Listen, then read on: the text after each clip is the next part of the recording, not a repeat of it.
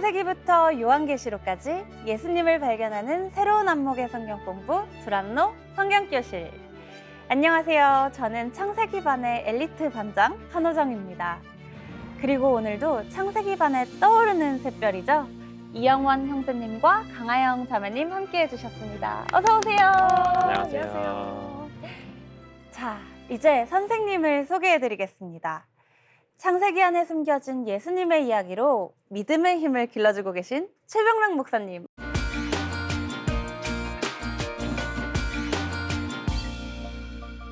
한 주 잘 지내셨나요? 네. 저는 여러분 선생님 최병락 목사입니다. 지난주에 우리가 이제 살펴보면서 아브라함이 소돔과 고모라 사건을 가지고 소돔과 고모라의 멸망 앞에 이제 중보기도를 했던 아브라함의 중보기도 기억하시죠? 네. 퀴즈 문제 좀 해야 될 것 같아요. 이제 복습을 해야 되니까. 자, 롯이 두 딸과 함께 이제 소알 땅으로 피해서 구원을 받았잖아, 그렇죠? 구원을 받고 난 뒤에 두 딸이 자녀를 낳기 위해서 아버지에게 술을 먹인 다음에 첫날은 큰 딸, 두 번째 날은 둘째 딸이 이렇게 동침을 하게 되고 자녀를 낳게 되었는데, 자, 롯의 두 딸이 롯과 동침하여 낳은 두 아들의 이름은 무엇일까 했는데 첫 번째 아들 이름이 뭘까요? 혹시 아는 분 하나, 둘, 셋? 모압. 예, 모압. 그 정도면 충분해요. 네. 자, 두 번째 아들의 이름은 뭘까요? 암몬. 예, 자, 모압과 암몬. 결국에는 이게 예루살렘 이스라엘 주변국의 요단강 동편의 모압과 암몬 족속이 되고 계속해서 이제 이스라엘과 갈등 관계 속에 놓이게 됩니다.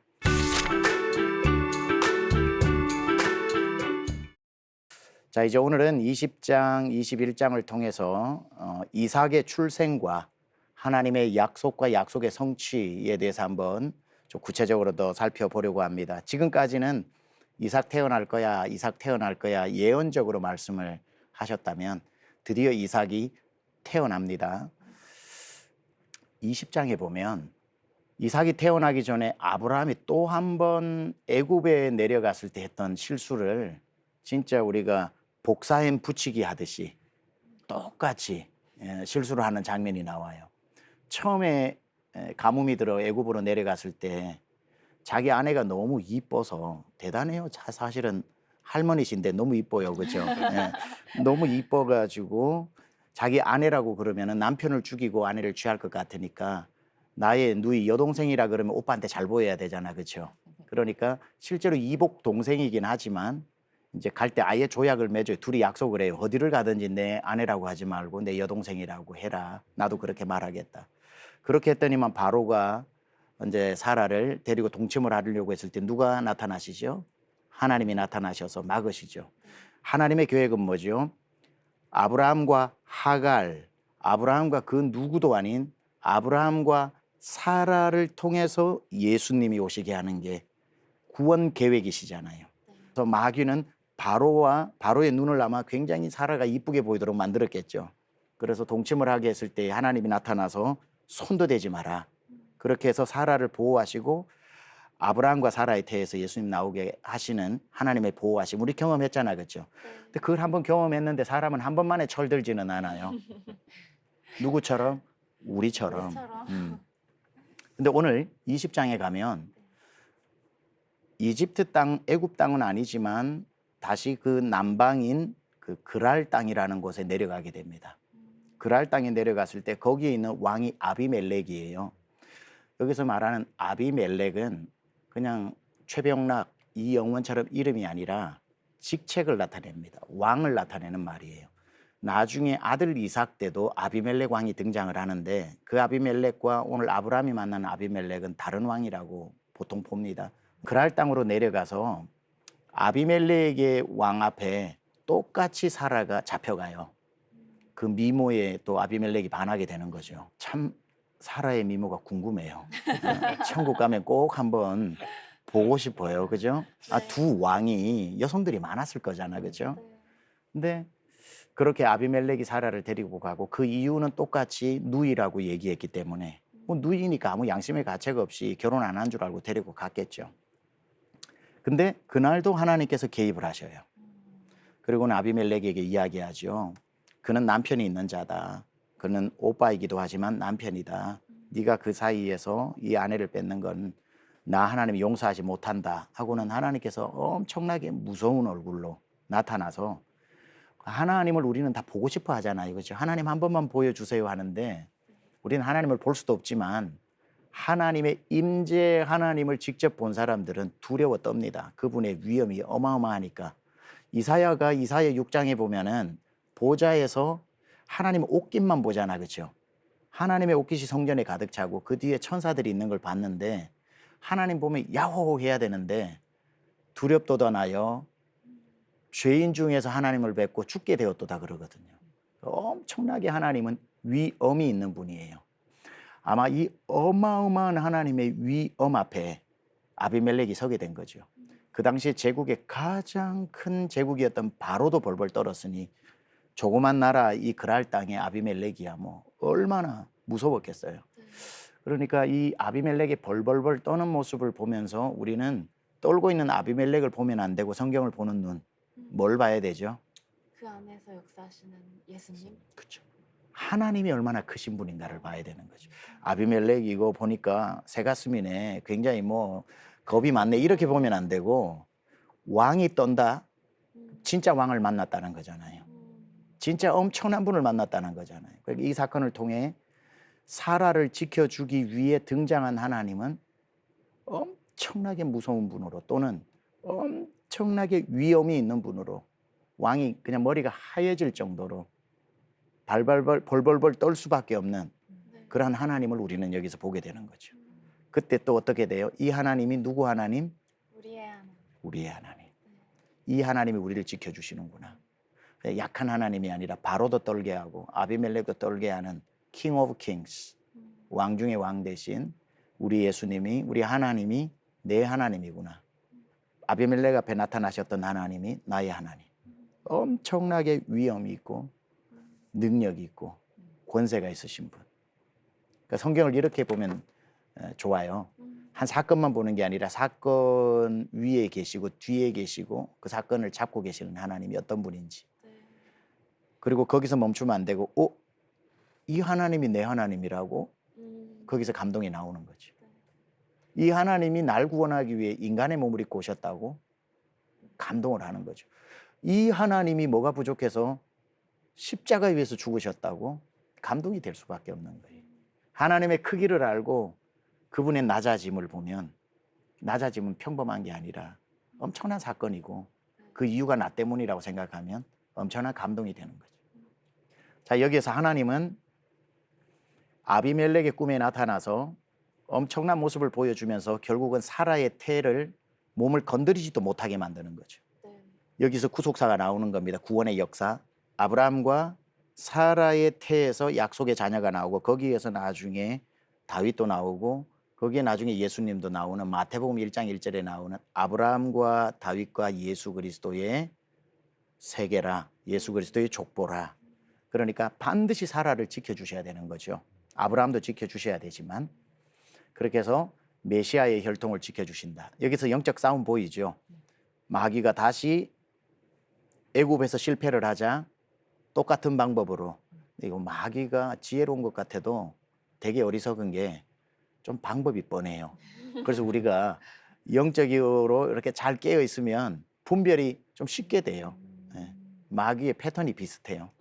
굉장히 브라이어티하면 우리도 헷갈릴 텐데 아니 애굽에서 썼던 방법을 얼마 지났다고 여기서 써, 그죠? 네. 그렇게 똑같은 방법으로 쓰게 되는데 그 태를 이제 알고 막으려고 했을 때 하나님께서 지켜주시는 사건, 요게 이제 구속사인 거예요. 자, 역시 아브라함은 똑같은 실수를 하게 되었지만 하나님은 한 번 봐주지 두 번은 안 봐줘 하지 않고 또 여기에서 등장하셔서 아브라함 가족을 지켜주시고 보호해 주실 뿐 아니라 애굽에서도 실수를 변하여 복이 되게 해서 바로가 금은 폐물을 엄청 많이 줘요. 육축을. 부자가 됐단 말이에요. 와이프 한 번 빼앗기고 부자가 돼버렸어요. 근데 이번에도 또 와이프를 두 번째 뺏기고 또 엄청 많이 받고 그랄 땅에 자유롭게 거주하는 거주권까지 받게 돼요. 참 아브라함은 와이프를 잘 만난 것 같아요. 하나님을 믿었나? 아브라함이 이 정도로 괜찮아. 하나님이 다 개입하셔서 막아주실 거야. 믿음으로 보자면 그게 맞을 거고, 다르게 보자면은 실수 속에서도 하나님이 정한 계획들은 하나님이 또 고쳐 가시면서 이루어 주신다. 그래서 그랄 땅에 거주하면서 우물을 파기 시작을 하고, 아브라함이 파는 우물이, 그때는 우물 하나가 굉장히 큰 재산이었거든요. 팔 때마다 우물이 나왔으니까 얼마나 그랄 땅에 사는 사람들이 봤을 때 이거 뭐지? 이 우물이 하나 있는 거는 재벌이에요, 그 당시에는. 왜냐 그랄 땅 남방에서는 우물이 없기 때문에 목축업을 해야 되고 하는데, 그러니까 또 양을 키워야 되니까 어느 지역을 옮겨가면 거기에 우물이 하나 더 또 있어야 되고. 근데 이게 판다고 되는 게 아니거든요. 요즘처럼 기계가 있어가지고 뭐 1000m씩 파 들어가면 모르겠지만, 근데 아브라함은 파면 나와. 파면 나와. 그러니까 요즘 말로 하면 손대는 것마다 대박이 터지는 거예요, 그렇죠? 그러한 게 이제 하나님께서 아브라함에게 함께 하시고 역사하시는 것을 보여주시는 거죠. 그러니까 아브라함은 실수를 했으나 하나님은 그 실수를 책망도 하셔야 되지만 약속의 자녀이기 때문에 책망을 넘어서서 보호를 하시고 보호를 넘어서서 축복까지 하면서 우물과 함께 부자가 되는 거죠. 근데 왜 이런 걸 반복해서 일어나는 걸 하나님이 미리 막지 않고 똑같은 반복, 실수하는 것을 알면서도 또 이렇게 하나님이 미리 막는 방식이 아니라 뒤에 수습하는 방식으로 또 역사를 하시는가 하면, 아브라함이 하나님을 모르는 갈대아 우르에서 나와서 내가 내게 지시할 땅으로 가라 그랬고, 그때부터 한 곳에 거주하지 않고 계속 가나안에서 가나안 남쪽으로 애굽에서 또 애굽에서 다시 가나안으로, 가나안에서 다시 밑에 남방 땅 그랄로 계속 이주하잖아, 그렇죠? 이주하면서 하나님이 지시할 땅으로 갈 때 믿음을 계속 키우시는 거예요. 이집트에서도 하나님은 가나안에서만 힘쓰시는 하나님이 아니라 애굽에 내려갔는데 바로도 떨게 만드는, 이집트에서도 하나님은 여전히 하나님 되심. 가나안이 아니라 그랄 땅에 내려갔는데도 아비멜렉 왕보다 더 크신 하나님 해서 아브라함의 하나님 개념을 점점 우주적 하나님으로 키우는 거죠. 그러니까 하나님은 지역신이 아니단 말이죠. 제가 지지난주에 말했나요? J.B. 필립스의 말처럼 Your God is too small 이라고 하는 책이 있어요. 하나님이 내 그냥 먹고 사는 삼시세끼만 해결해 주는 하나님이라면 너희 하나님은 너무 적다. 하나님은 우주 만물을 다스리는 하나님이다. 아브라함은 하나님을 처음부터 다 알지 못했기 때문에 지시할 땅으로 가면서 애굽에도 역사하시는 하나님, 그 당시는 바로가 신이었는데, 전 세계에서 가장 위대한 신이었는데 바로보다 크신 하나님, 아비멜렉보다 크신 하나님. 그러니까 점점 하나님 모든 민족의 믿음의 아비가 되기 위해서 키우시는 거죠. 하나님도 여러분을 그냥 처음부터 하나님 다 안 보여주십니다. 그렇죠? 조금씩 보여주시면서 따라오게 하고 작년에 알았던 하나님보다 올해 알았던 하나님, 욥처럼 귀로 들었던 하나님을 눈으로 보게 하고 눈으로 본 하나님을 손으로 만지게 하고 계속 믿음을 키워가시는 거죠. 그렇게 생각하면 신앙생활이 되게 재밌는 것 같아요. 맞아요. 저 어떤 하나님이 내게 있으실까? 네, 맞아요. 있을까? 우리 찬송에도 있잖아요. 예수 더 알기 원함은 크고 더 넓은 은혜와 대속해 주신 사랑을 간절히 알기 원하네. 내 평생의 소원, 대속해 주신 사랑을 간절히 알기 원하네. 매일매일 더 알아가는 거.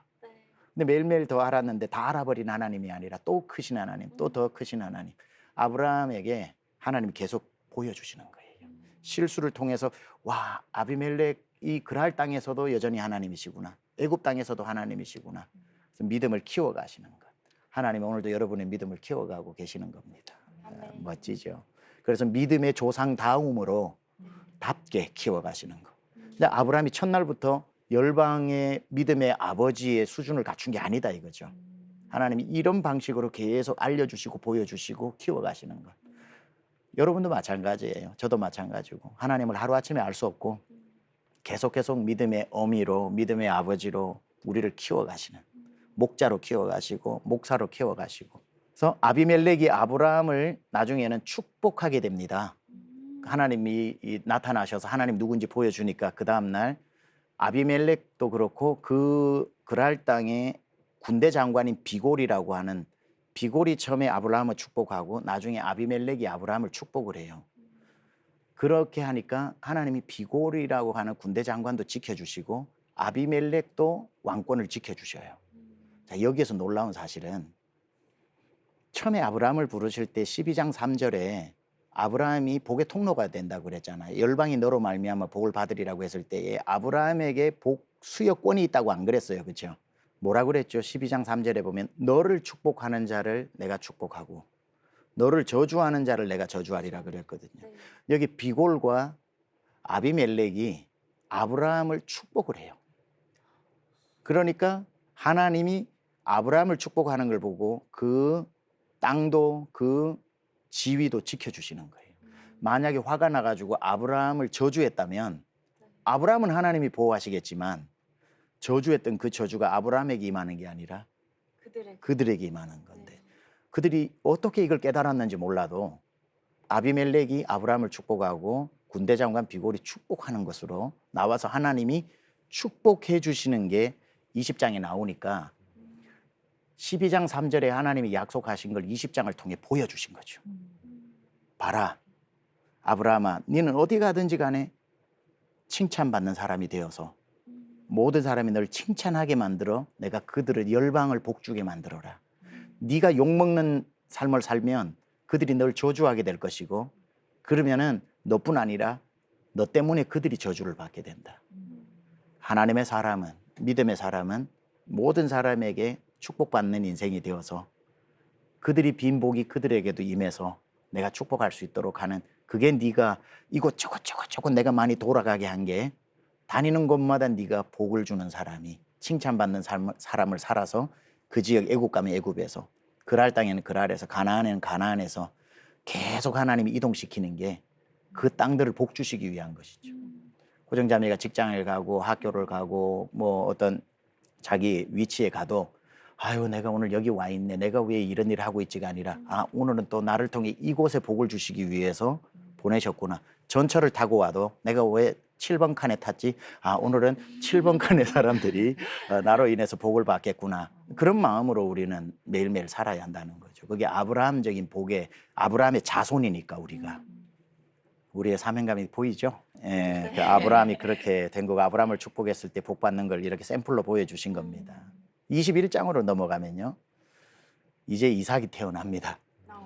실수 2번 하고 난 뒤에 이제 진짜 그 태에서 아무도 사라의 태를 건드리지 못하게 하신 다음에 아브라함과 사라의 태에서 100세와 90세에 태어나게 되는 거죠. 그래서 이삭의 뜻이 뭐라고요? 웃다, 웃게 하시다 이런 뜻이라고 그랬습니다. 진짜 그 집에 웃음꽃이 피었습니다.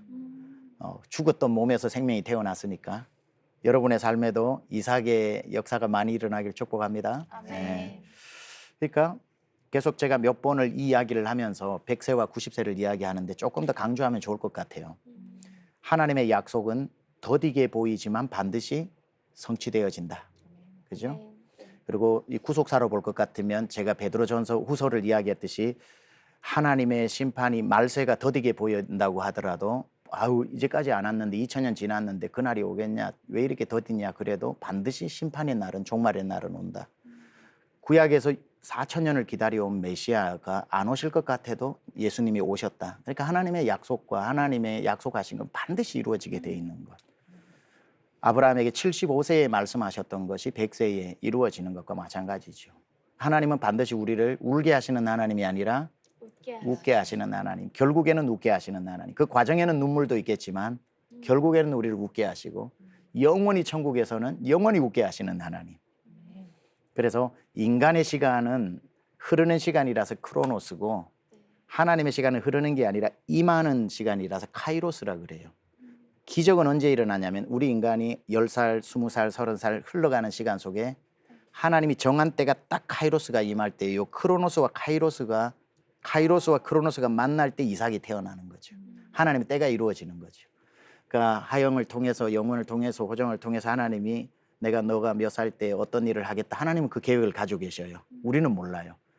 하나님을 신뢰하고 쭉 내 인생을 열심히 하나님 안에서 살아가면 하나님의 카이로스가 임하면 딱 이삭과 같은 기적이 일어나게 되니까 믿음은 하나님을 믿고 오늘을 견디고 이기고 소망 가운데 즐거워하고 걸어가는 거다. 목사님 예. 근데 그 카이로스의 시간은 자주 생기나요? 아니면 보통 크게 한 번 하나님이 자주 계획하시나요? 생기죠. 그 다양한 걸로. 그러니까 하나님의 이 약속은 뭐 네. 나중에 올 수도 있고 또 다른 약속, 우리가 한 가지만 약속이 있는 게 아니잖아요. 그렇죠? 우리에게 일어난 제일 큰 카이로스 사건은 언제죠? 예수님 믿는 날이었죠. 그거는 단 한 번의 영원토록 최고의 그 무엇과도 바꿀 수 없는 내 인생에 일어난 카이로스 사건이라면 그다음부터 하나님이 히브리서 4장 16절에 말씀하시는 때를 따라 돕는 은혜를 주시는 것. 그런 카이로스가 있으니까 때로는 어떤 직장을 찾게 하시는 것, 때로는 어떤 결혼한 가정에게 자녀를 주시는 것, 때로는 내가 뭘 하며 살아야 할지, 선교사로 가야 할지 사명으로 부르시는 그런 카이로스들도 다 있는 거죠. 그러니까 결국은 아브라함을 돌게 하셨고 나이는 먹게 하셔도 하나님의 카이로스는 임하게 된다. 아무리 돌아가고 나이가 많아도 뭐 하지 마라, 조급하지 마라, 급하면 이스마엘, 기다리면 이삭. 아멘. 그래서 때로는 하나님이 우리를 돌아가게 하시는데 이용규 선교사님이 쓰신 책 내려놓음이라는 책에 보면 아주 재밌는 책이 있어요. 재밌는 내용이 있어요. 의미 있는. 굽어 도는 강이 더 많은 땅을 비옥하게 한다 그래요. 직선으로 흐르는 강보다는 굽어 돌면 더 많은 강을 비옥하게 합니다. 아브라함을 왜 굽어 돌게 하셨는지 바로 딱 불러내서 바로 아기가 태어나게 하고 바로 그냥 그 정착하게 하면 되는데 애굽에서부터 굽어 돌게 하셔서 그 근동 지역 전체는 많은 땅을 비옥하게 만드는 거. 개인적으로도 경험하게 하시고 하나님을 의지하게 하는 거지만 더 많은 사람에게 복을 주기 위한 거. 때로는 하나님이 우리 호정 반장님을 직선으로만 인도해 오신 거 아니잖아, 그렇죠? 원치 않는 곳, 미국에서 한국으로, 또 뭐 한국에서 또 어떤 내가 원했던 직장으로 또는 원치 않았던 직장으로, 그건 굽어 도는 거거든요. 근데 굽어 도는 거지만 그것 때문에 더 많은 땅과 사람들이 비옥해질 수가 있는 거거든요. 그러니까 하나님 손 안에만 있으면 되는 거예요, 그렇죠? 아브라함이 그랬던 것처럼. 그래서 최병락 목사님이 한 말도 있어요. 뭔가요, 목사님? 곡선같이 생긴 직선. 네, 그죠? 우리 눈에는 항상 돌아가는 것 같지만 하나님은 항상 아니야. 나는 너를 제일 빠르게 직선으로 인도해 왔어. 하나님의 계획은 오차가 없다 이 뜻이죠. 우리 눈에만 멈춰 있는 것 같고. 그러니까 조급하니까 모압이 나오고 암몬이 나오고 이스마엘이 나오는 거지. 하나님이 작정하시고 하시려면 100세에도 아이가 나와. 우리 아버지밖에 남자가 없어도 하나님 예비한 사람 또 등장하게 하실 거야. 그 때를 기다리고 하나님을 신뢰하면은 그런 실수가 안 나오는데 돌아가는 시간에 조급해지니까 거기서 하나님을 멀어져 버리고 또 실수가 나오게 되고 하나님 기뻐하시지 않는 일을 하게 되고 그런 일들이 일어나는 거죠. 바울도 로마에 가서 복음을 전하게 해달라고 하나님께 막 기도를 했는데 자유의 몸이 아니라 감옥에서 죄수로 로마를 데리고 가버리니까 하나님 내가 기도할 건 이게 아니라 자유의 몸으로 로마에 와야 내가 저작거리에 나가서 복음을 전하지 감옥 안에서 내가 어떻게 전합니까 했는데 갑자기 감옥 안에 갇혀 있는데 하루에 아침 보초 서는 사람이 2명, 점심때 2명, 저녁반 2명, 야간반 2명 하루에 8명씩 제자훈련 받으러 오잖아, 그렇죠? 그게 프라이토리온이라고 해서 시저 왕궁에 시위대인데 총 9,000명 정도가 있어요. 그런데 거기에 또 옷을 빨아주는 사람, 밥을 해주는 사람, 감옥을 돌보는 사람, 그 왕궁의 안에 사람들이 있었겠죠. 그래서 뭐라고 이야기하냐면은 바울이 나중에 빌립보서 1장 12절에 형제들아, 빌립보 성도들은 감옥에 갇혀서 어떡하나 걱정했는데 형제들아, 나의 당한 일이 도리어 복음 전파의 진전이 된 줄 너희가 알기를 원하노라. 이는 이 복음이 온 시위대 안과 기타 모든 사람에게 나타났다고 흥분해서 얘기하거든요. 감옥에 갇혀도 하나님은 일하시고 빌립보서의 감옥 안에서 쓴 옥중서신인데 바울은 나는 옥중서신이 아니라 주님 안에 있는 주중서신이다 그렇게 말했고 감옥 안에서 그가 썼던 아주 감동적인 동사가 있어요. 나는 달려가노라 그래요. 몸이 묶여 있는데 감옥 안에서 그가 달려간다는 표현을 몇 번을 써요. 바울이 하나님을 신뢰하니까 나는 묶여 있어도 하나님이 일하신다. 나는 돌아가도 하나님은 직선으로 일하신다. 내 상황에서는 복음이 멈춘 것 같아도 하나님은 그 시위대는 100% 로마 시민들만 될 수 있어요. 왕의 시위대는. 그러니까 가장 복음 전하기 힘든 그들에게 오히려 복음을 더 잘 전하게 되는 하나님의 방법은 100세에도 아이가 태어나고 어떤 방법을 통해서도 하나님이 일하시고 돌아가는 것 같아도 내 나이가 난 30대 이거 해야지 했는데 벌써 40이 되어도 하나님의 카이로스는 정확할 때 정확하게 임한다는 거. 그게 아브라함을 통해서 우리가 배울 수 있는 또 교훈인 것 같습니다. 그리고 하나님 21장 이제 9절에서 21절 가면 이스마엘과 하갈이 이제 뒤에 태어난 동생 이삭을 굉장히 이제 조롱을 하고 힘들게 하고 어렵게 하니까 이거는 어떤 그 영적으로 볼 것 같으면 하나님의 약속의 자녀가 아닌데 약속의 자녀를 핍박할 때 하나님이 약속의 자녀를 어떻게 보호하시는가를 또 샘플로 보여주시는 거예요. 하나님이 아브라함에게 하갈과 이스마엘을 쫓아내라 그래요. 쫓아내라 그럽니다. 아브라함이 굉장히 고민을 하다가 약속의 자녀인 이삭을 선택하고 하나님 앞에 불순종했던 자녀 이스마엘을 하갈과 쫓아냅니다. 쫓아냈을 때 순종을 했고 하나님이 굉장히 좀 야속하잖아요.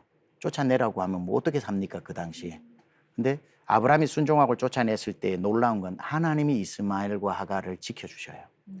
그러니까 하나님이 우리에게 요구하시는 건 순종이고 네가 이스마엘과 하갈을 품는 역할까지 해서는 안 된다. 내가 하라고 했으면은 그게 이성적으로 납득이 되든 인정적으로 내가 동정심이 있든 없든 간에 너는 순종을 해야 된다. 순종을 하고 난 뒤에 순종 후의 일은 내가 책임지마.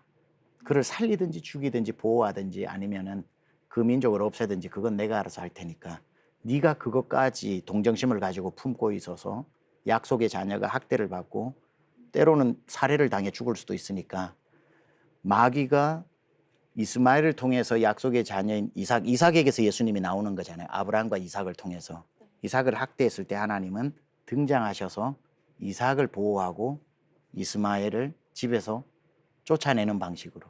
그러나 긍휼의 하나님께서 이 백성도 이스마엘도 지키시죠. 그 우물을 주셔가지고 눈이 열리게 하고 살게끔 해주고 하갈이 감사해서 눈물의 기도를 또 드리는 장면이 나옵니다. 따라서 믿음이 뭐냐 했을 때 하나님의 명령을 이성과 판단을 넘어서서 순종하는 거다. 아브라함이 그 순종을 안 했으면 이스마엘을 품고 있었으면 그 집안의 전쟁이 정말 끊이지 않았겠죠. 그때부터 집 안에서 이스마엘과 이삭의 전쟁이 일어났겠죠. 메시아의 계보가 못 올 수도 있어 끊어질 수도 있었겠죠. 마귀의 세력이 점점 커질 수 있으니까 약속 아닌 세력들이. 근데 아브라함이 그 인정에 끌리지 않고 약속의 말씀 하나님의 명령에 순종해서 보내고 나니까 하나님이 이스마엘 그리고 하갈을 지켜주시는 거 굉장히 큰 교훈이 있는 거고요. 이스마엘에 대한 책임까지 품는 그런 불필요한 책임감까지 가져서 하나님의 뜻을 거스르면 안 된다는 거. 여기에서 우리 세 분이 신앙생활을 할 때 영적 분별력이 있어야 되는 거예요. 끊을 자와 품을 자를 알아야 되는 거예요. 내 삶에서 함께해야 될 믿음의 친구와 멀리해야 될 친구, 품어야 될 사람과 목자면은 목원 중에서도 뭐 사람이 어떤 목원을 골라라는 뜻이 아니라 여기서 말하는 거는 이스마엘이라고 하는 건 단지 내 혈육이나 약한 자가 아니라 분별은 약하냐 악하냐를 구분하는 거거든요. 그러니까 교회 안에 다 앉아 있다고 다 품는 사람은 어리석은 목사죠. 왜냐하면 교회 안에 있는 중에 내 양들을 집어삼키기 위해서 온 악한 자가 있잖아요. 이단이라고 그러죠. 사이비라고 그러죠. 그러니까 사도행전 20장에 보면은 바울이 에베소 교회 목회자들한테 주의 피로 값주고 사신 교회를 지키라고 그러잖아요. 내가 떠난 후에 사나운 이리 때가 와서 양떼들을 집어삼킬 때 너희는 목숨 걸고 지키라 그러잖아요. 그러니까 이스마엘까지 품는 게 아브라함의 사랑이 아니에요. 이삭을 지키고 내 자녀 하나님의 약속의 자녀를 지키고 나머지는 하나님의 손에 맡기는 게 굉장히 중요합니다. 하나님은 절대로 우리 하영 자매가 목자라도 이단에 있는 목원까지 품으라고 말씀 안 하셔요. 그 분별해서 쫓아내고 내게 맡겨준 진짜 말썽 많고 내 마음을 아프게 하고 카톡도 씹고 뭐 이러는 친구들이 방송 용어가 아닌데 그렇게 해도 그건 약한 거예요. 악한 거와 약한 건 달라요. 그랬다고 다 몰아내면은 그거는 악한 것과 약한 걸 구분 못 하는데 약한 사람은 품어서 그리스도의 사랑으로 품어줘야 되지만 이스마엘적으로 약속의 자녀와 구분되어져서 하나님이 명령을 하셨을 때 단절하는 용기가 필요하죠. 디도서 3장 10절에서 11절에 보면 이런 말 나와요. 이단에 속한 사람을 한두 번 훈계한 후에 멀리하라. 이러한 사람은 네가 아는 바와 같이 부패하여 스스로 정죄한 자로서 죄를 짓느니라. 그러니까 신앙생활에도 마찬가지입니다. 우리 호정자매의 믿음을 훔쳐가기 위해 가까이 온 친구, 가깝다고 다 좋은 친구 아닙니다. 믿음을 훔쳐가는 도둑 있어요. 분별해야 되는 거예요. 그렇죠? 기도하면 알려주시겠죠? 기도하면 아무래도 영적인 분별력이 훨씬 많이 들겠죠. 내 판단으로만 하는 게 아니라 기도해서 하나님 주신 마음, 그리고 또 멘토에게 상담도 해봐야 되겠죠. 내가 어떨 땐 악함과 약함이 구분이 안 될 때는 상담을 해보면은 악한 걸 내가 약한 걸로 품고 있었구나. 그러다 우리 공동체 다 큰일 날 뻔했구나 할 수도 있는 거고, 나는 악하다고 생각했는데 아니야, 그건 약한 거야 라고 할 수도 있어서 품어야 될 수도 있는 거죠. 자, 이렇게 21장 22절에서 34절에 가면 또 다시 한번 아비멜렉과 언약을 맺는 장면들이 거기에 나옵니다. 아까 앞에 있었던 사건이 다시 이어지는 거죠. 그리고 브엘세바에서 하나님의 이름으로 아까 말했듯이 비골 장군과 그리고 브엘세바에 있었던 아비멜렉, 그 그랄 땅에 있었던 그 아비멜렉과 언약을 하면서 서로가 평화 조약을 맺는 게 나옵니다. 근데 그때 33절에 보면은 영원하신 하나님의 이름으로 다시 한번 제단을 쌓고 언약을 맺고 아브라함이 하나님의 이름을 부릅니다. 근데 우리가 계속해서 창세기 아브라함 때부터 보면 아브라함이 가는 곳마다 여호와의 이름을 부르죠. 제단을 쌓고 여호와의 이름을 부르고, 그러니까 아브라함이 가는 곳마다 그로 인해 아비멜렉과 비골 같은 사람들이, 하나님을 모르는 백성들이 그를 축복해 주므로 복을 누리게 되면서 동시에 그곳에 아브라함은 하나님을 예배하는 땅으로 만들었던 거죠. 그러니까 여러분이 가는 곳마다 그곳에서 예배하고 주변 사람들이 여러분 때문에 하나님의 복을 나누어 가지고 여러분은 그곳을, 하나님 없는 땅을 하나님을 예배하는 땅으로 만드는 거. 이게 아브라함이 우리를 통해서 그리스도인들이 어떻게 살아야 하는지를 또 보여주는 거죠. 저희 교회에서도 그 차세대 교육을 복 있는 교육 연구소를 만들어 가지고 아이들을 계속 시편에 나오는 복 있는 사람으로 키워서 너희들이 어디를 가든지 칭찬받는 그리스도인이 되어서 너네 교실에서 나머지 친구 30명이 너 칭찬하면서 다 복을 누리게 해라. 그게 아브라함의 복을 나누어 주는 복 있는 자다. 그렇게 훈련을 많이 시키고 있는데 아주 훈련 잘 받고 있어요. 와, 어릴 때부터 그 훈련이 되면 맞아요. 그 친구들이 다 같이 복을 받게 되고. 예. 네. 이거 잘못 이해하면은 너 내 말 안 들으면 하나님한테 기도해서 너 심판하라고 할 거야. 막 자기에게 뭐 심판권 있고 저주권이 있는 것처럼 착각하는데 없어요. 내가 잘 살면 하나님이 주시는 거예요. 그렇죠? 내가 잘못 살면 저주하면 그 사람들이 저주를 받는 거예요. 그렇죠? 참 이 아브라함적인 복이 우리 크리스찬들에게 오늘날 살아갈 때 어떤 자세로 살아가야 하는지를 굉장히 잘 보여주고 있는 것 같습니다. 자, 그래서 우리가 흔히 너무 인정론에 빠지면 안 되는 게, 어떻게 그 이스마엘을 내보내고 이삭만 하는가. 구약은 지금 인정을 담고 있는 책이 아니에요. 어떻게 온 인류를 구원하기 위해 하나님께서 이스라엘과 그 이스라엘 중에서 하나님이 메시아가 오게 하는 약속의 씨앗을 철두철미하게 지켜내시는가. 그러기 위해서 그것을 무너뜨리게 만드는 건 어떻게 하나님께서 배제시키시는가. 그렇게 해서 예수님이 나오고 예수님 믿는 자가 다 구약의 이삭의 아브라함의 자손처럼 이제 우리가 영적인 이스라엘과 영적인 아브라함의 자손이 되게 하는, 예수님이 오시게 하는 데까지 철저하게 구분해서 지켜나가는 역사로 봐야 되는 거예요. 그렇죠? 네. 그리고 이제 예수님 오시고 난 뒤에 우리가 예수님을 믿지만 온 세상에 복음을 못 들어서 안 믿는 사람도 있지만 들어도 안 믿는 사람이 있잖아요. 그리고 죽을 때까지 믿지 않는 사람도 있어요. 그러다 보니까 하나님의 약속의 자녀에 참여한 자가 있고 약속의 자녀로 복음을 그렇게 많이 들었는데도 들어오지 않는 사람이 있는 거예요. 우리가 누군지는 모르지만 결과론적으로 나중에 보면 양과 염소를 구분한다고 했을 때 이삭의 영적 자손이 있고 그리고 이스마엘의 영적 자손이 있다고 밖에는 말할 수가 없는 거죠. 우리는 믿게 되었다는 거는 왜 그런 사람이 있어 하면 안 되고, 우리는 반대편을 자꾸 보면서 불만을 가지면 안 되고, 내가 거기 있어야 정상이, 나도 이스마엘의 자손이라는 게 당연한 건데 태어날 때부터 하나님 없는 죄인으로 태어났으니까 근데 내가 어떻게 영적인 이삭이 되었지? 여기에 대한 감사가 있어야 되는 거예요. 하나님은 매정하시다 하면 안 되고 그게 정상인데 예수 믿는 내가 비정상인 거예요. 이게 은혜인 거예요. 축복이고 그렇죠? 그 눈으로 봐야 되는 건데 신약에 와서 이제 이 이스마엘과 이삭을 약속의 자녀, 또 율법의 자녀, 또는 하나님 없는 자녀 이렇게 구분을 하는 장면들이 나옵니다. 우리 영원 형제가 갈라디아서 4장 22절, 23절 한번 읽어주세요. 기록된 바 아브라함에게 두 아들이 있으니 하나는 여종에게서 하나는 자유 있는 여자에게서 낳다 하였으며 여종에게서는 육체를 따라 낳았고 자유 있는 여자에게서는 약속으로 말미암았느니라.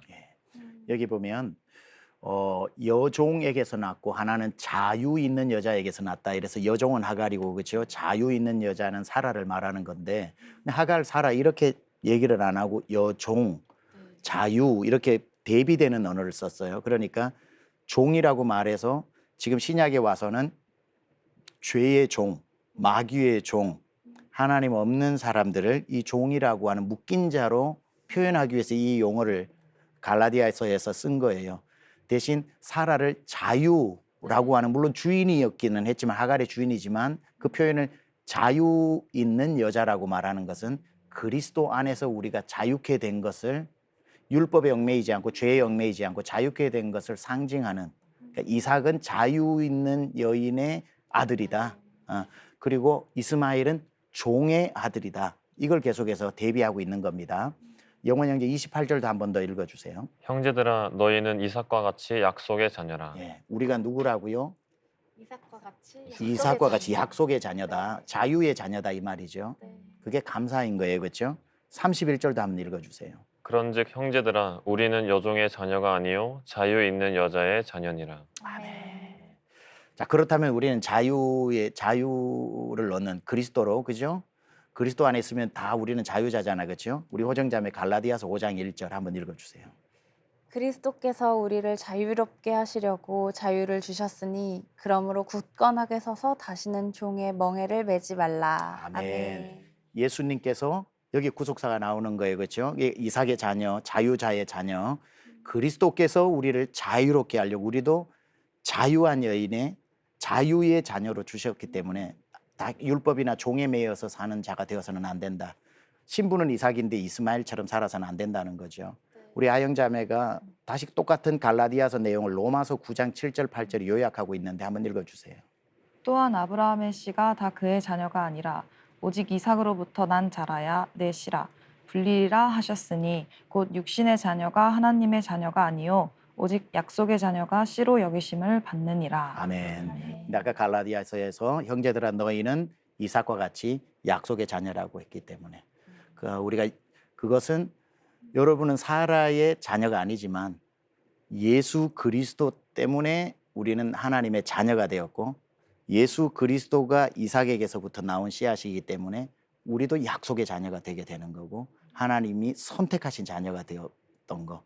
우리를 이스마엘로 부르지 아니하시고 이삭의 자녀로, 약속의 자녀로, 그리스도 안에서 하나님의 자녀로 불러주신 이 하나님의 놀라운 은혜가 오늘 이 이스마엘과 이삭의 이야기를 통해서 우리가 찾을 수 있는, 또 신약의 예수님과 예수님 안에서 우리를 선택해 주신 이삭의 자녀, 약속의 자녀 되게 하신 하나님의 이야기, 오늘 강의가 이렇게 마무리되겠습니다.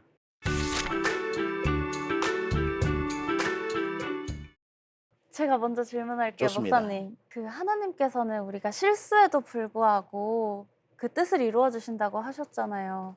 근데 그러면 굳이 막 이렇게 애쓰고 실수 안 하려고 노력하고 그럴 필요 없이 그냥 막 맘대로 살아도 되는 건지. 근데 그러면 또 안 될 것 같거든요. 안 될 것 같다는 마음이 들죠. 약간 들거든요. 네, 그게 성령님이 주신 마음이죠. 네. 어떤 태도로 그 성령님의 실수를 통해서도 하나님이 일은 하시지만 실수를 통해서 자기가 거두는 그 아픔과 어려움과 극복해야 되는 또 힘든 시간들이 있어요. 그렇죠? 완벽할 수 없다는 걸 인정하고 실수했던 것 때문에 좌절하지 말고 실수했던 것 때문에 너무 자기가 자신감이 떨어져서 나는 안 돼, 하나님한테 낙오 점수 받았어 하지 말고 하나님은 실수를 통해서도 얼마든지 일하시는 분이니까 다시 일어나야지, 다시 하나님 붙잡아야지 하고 실수해서 일어나는 게 더 중요한 거예요. 그렇죠? 그래서 대저의인은 7번 넘어질지라도 8번 다시 일어나는 그거. 그 대신 뭐 실수해도 괜찮아. 하나님이 실수를 통해 얼마든지 일하시니까 일하셔요. 근데 그런 마음 먹고 실수 많이 하는 만큼 오정자매가 겪어야 될 아픔과 힘든 건 고스란히 또 겪으면서 가야 되는 거예요. 그러니까 그런 거는 최소화를 시키고 내가 열심히 하려고 실수하려고 의도하지 않고 열심히 하려고 했는데도 실수를 하면 그건 용납을 하라는 거지. 괜찮아, 난 실패하지 않아. 내가 실수해도 하나님은 실수하지 않고 나는 실패자처럼 보여도 하나님은 실패하신 게 아니라 승리하셨기 때문에 여기에서도 하나님 일하셔. 이 마음으로 다시 일어나라는 거예요. 예. 네. 우리 영원 형제 질문 있으면. 예. 제가 적어놨습니다. 예. 우리가 이삭처럼 이제 약속의 자녀라고 하셨는데 이제 스스로를 이삭이 아니라 이스마엘 같다고 느끼시는 분, 또 저도 그렇게 느끼는데 하나님께 선택받았다고 느끼기보다 이제 밀려나고 버려졌다는 패배감 속에서 있다면은 어떻게 약속의 자녀라는 정체성을 회복할 수 있을지가 궁금합니다. 그거는 내 마음의 어떤 그 상태에서 이스마엘과 이삭이 왔다 갔다 하는 게 아니고 내 신분이라고 하는 게 본인이 이제 우리 집에서 우리 아버지 아들 같기도 하고 어떨 때는 내가 아들이 아닌 것 같기도 하고 기분은 그렇게 들어요. 그렇죠? 어제는 분명히 내가 우리 아버지 아들 맞다 했는데 오늘은 내가 아닌 것 같고 상태를 가지고 아들이 되고 아들이 안 되는 건 아니에요. 그렇죠? 아들인지 아닌지는 대부분의 동사무소 가보면 나와요. 그렇죠? 그럼 누구 집 아들, 뭐 장남, 이영원 이렇게 나온단 말이에요. 그거는 팩트를 가지고 감정이 아니잖아. 그렇죠? 그러니까 내가 이삭이냐 이스마엘은 오늘 내일의 기분으로 옮겨가는 게 아니라 누구든지 예수 그리스도를 내 마음에 믿으면 나를 구원하신 구세주요 내 인생의 주인으로 믿으면 로마서 10장 9절 10절 사람이 마음으로 믿어 의에 이르고 입으로 시인하여 구원에 이르느니라 라고 했던 내가 분명히 예수 그리스도를 영접해서 내 안에 예수님이 계시다면 그건 이삭인 거예요. 그거는 감정이 아니라 팩트예요. 내가 예수님을 믿는가? 그러면 나는 이삭이다. 문제는 뭐죠? 이삭인데 이놈이 지 마음대로 살아. 이스마엘 같은 삶을 많이 살아. 그러니까 신분은 이삭인데 삶이 이스마엘. 그렇게 되기도 힘들지만 진짜 예수님을 만나면 주님을 향하게 되지 옛사람을 버리게 되잖아요. 완전히는 못 버리고 고민은 있어도. 나는 이게 더 좋아하고 살면은 사실은 그 고백도 거짓일 수는 있지만 자기 스스로가 생각했을 때 나는 확실히 예수님 믿는 건 맞아. 그런데 이스마엘의 삶을 살 수도 있는 것, 옛 습관에 로마서 7장에 옛 사람이 나를 계속 바울도 끌어당긴다고 했던 것처럼 피 흘리기까지 싸우면서 자꾸 자기를 이삭의 자리에 데려다 놓는 그게 되게 중요한 것 같고요. 그러나 우리가 많은 사람들이 입으로 이삭이라고 말하면서 삶을 이스마엘로 아무렇지도 않게 살아가는 문제가 심각하게 있지만 이스마엘 자리에 자꾸 가 있는 나를 계속 자기 신분의 자리로 데리고 오는 그런 치열함 신앙생활은 필요한 것 같고 오늘 감정을 통해서 나는 이스마엘이야 하면 안 되고 그거는 호적 등본 띄듯이 내가 예수님을 딱 믿는 믿음의 고백이 있었다면 그 신분은 확실하다. 그렇게 알고 지내는 게 맞는 것 같습니다. 정말 우리가 이렇게 실수를 해도 결국에는 약속을 이루시는 하나님을 보면서 또 굽어도는 것 같을 때에도 직선으로 인도해 주신다는 그 하나님을 마음 깊이 깨닫고 정말 은혜라는 생각이 드는 것 같아요. 자, 그럼 오늘 배운 말씀 요약해 보겠습니다.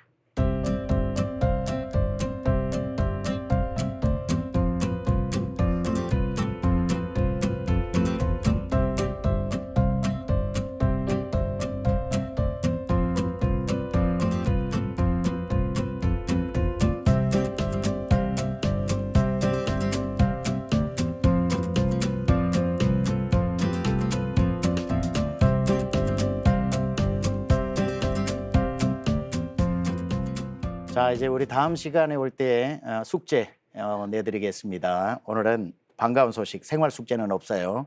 성경 읽어오는 숙제만 있습니다. 또 심지어 성경도 짧아요. 창세기 22장 읽어오기. 네, 이게 숙제고 다음 주까지 꼭 숙제해 오시기 바랍니다. 네. 오늘도 수고하셨습니다. 감사합니다. 오늘도 창세기 말씀 안에 숨겨진 구원의 이야기를 잘 알려주셔서 감사합니다, 목사님. 창세기부터 요한계시록까지 예수님을 발견하는 새로운 안목의 성경 공부 두란노 성경교실. 다음 수업도 기대하는 마음으로 꼭 시청해주세요. 다음 시간에 만나요.